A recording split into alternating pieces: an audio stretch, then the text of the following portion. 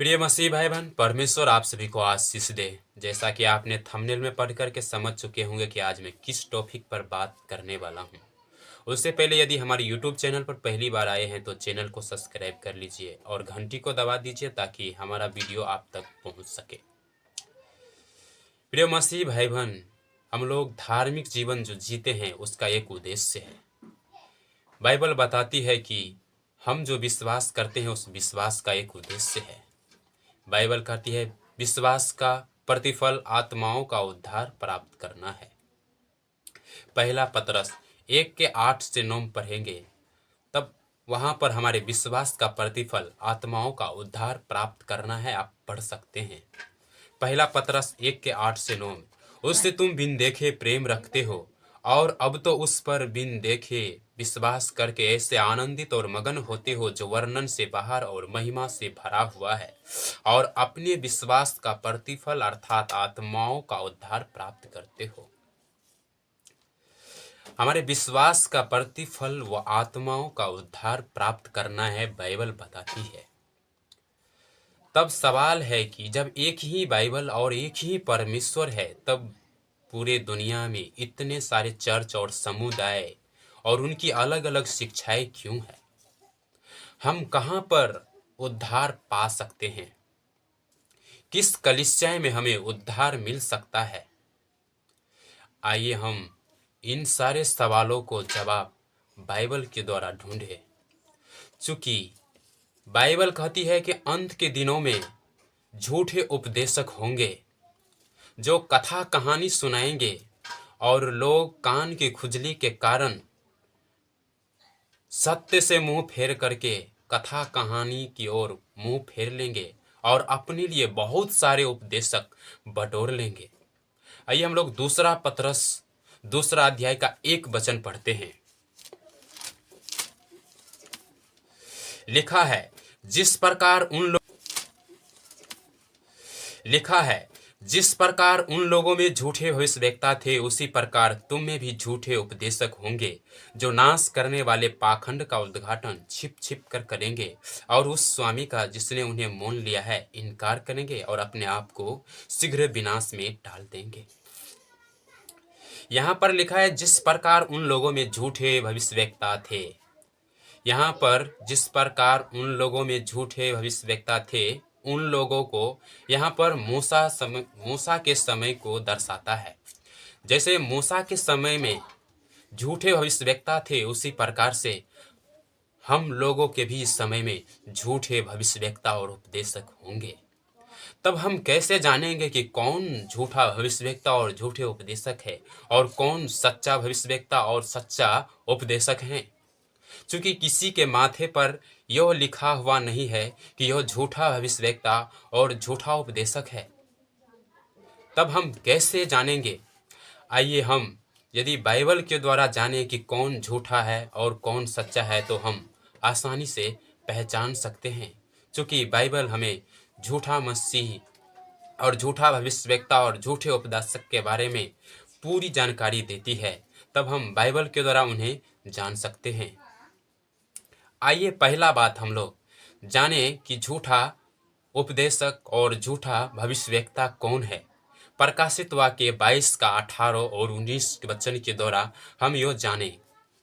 एक को जो इस पुस्तक की भविष्यवाणी की बातें सुनता है गवाही देता हूँ, यदि कोई मनुष्य इन बातों में कुछ बढ़ाए तो परमेश्वर उन विपत्तियों को जो इस पुस्तक में लिखी है उस पर बढ़ाएगा।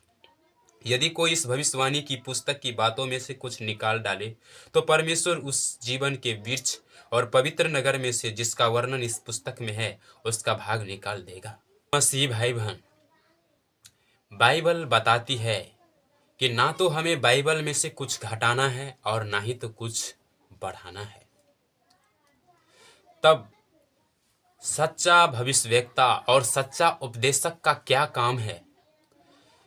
सच्चा उपदेशक और सच्चा भविष्यवक्ता वही है बाइबल में जैसा लिखा है वैसा ही उसे मानता है, वैसा ही उसे बताता है।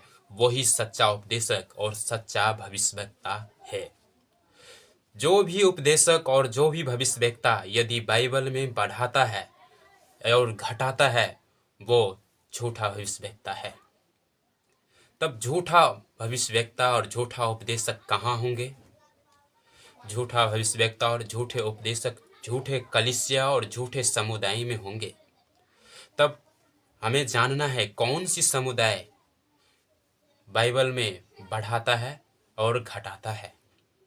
जो समुदाय, जो कलीसियाएं बाइबल में ना बढ़ाता हो ना घटाता हो, वो सच्चा कलीसिया है। और जो बाइबल में घटाता हो बढ़ाता हो, वो झूठा कलीसिया है। दूसरी बात, आइए हम लोग जानते हैं बाइबल के द्वारा कि हम सच्चा भविष्यवक्ता और सच्चा उपदेशक को कैसे पहचान सकते हैं। पहला यूहन्ना उसका 2 अध्याय 3 वचन के द्वारा हम लोग यह जाने, यदि हम उसकी आज्ञाओं को मानेंगे तो इससे हम जान लेंगे कि हम उसे जान गए हैं। जो कोई यह कहता है मैं उसे जान गया हूं और उसकी आज्ञाओं को नहीं मानता, वो झूठा है और उसमें सत्य नहीं।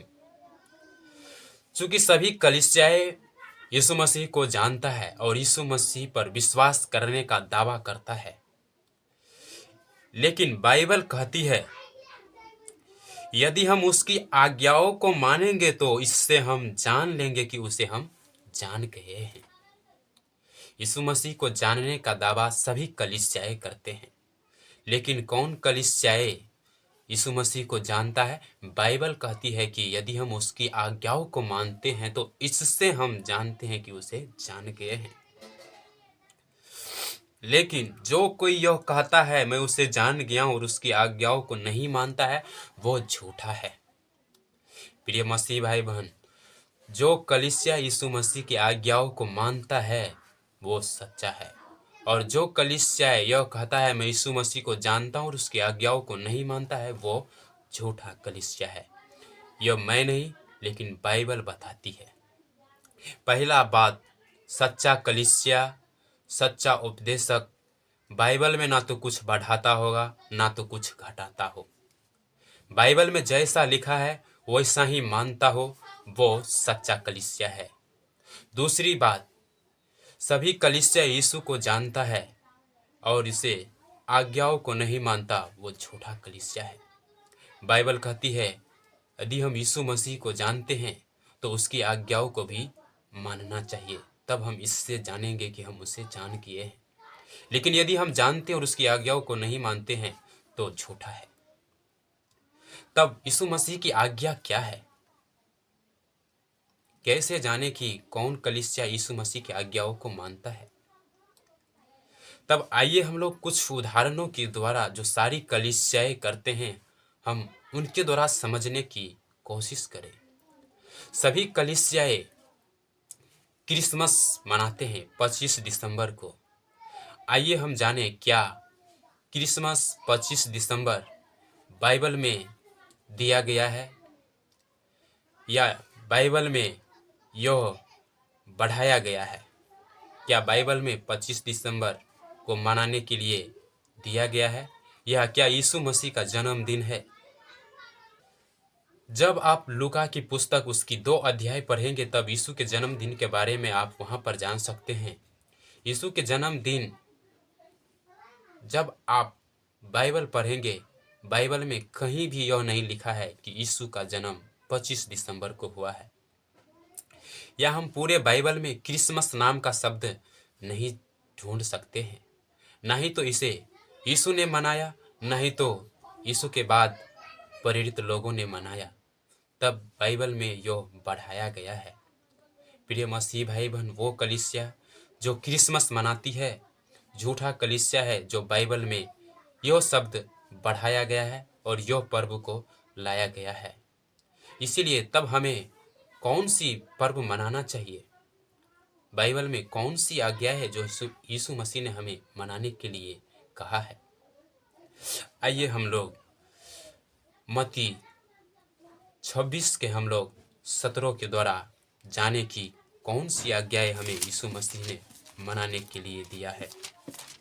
मत्ती 26 के 17 में, अख़मीरी रोटी के पर्व के पहले दिन चेले यीशु के पास आकर पूछने लगे, तू कहाँ चाहता है कि हम तेरे लिए फसह खाने की तैयारी करें?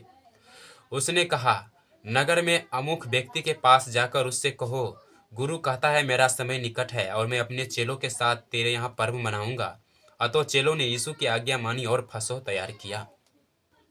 चेले यीशु की आज्ञा को मान करके यहाँ पर फसह का पर्व तैयार किया।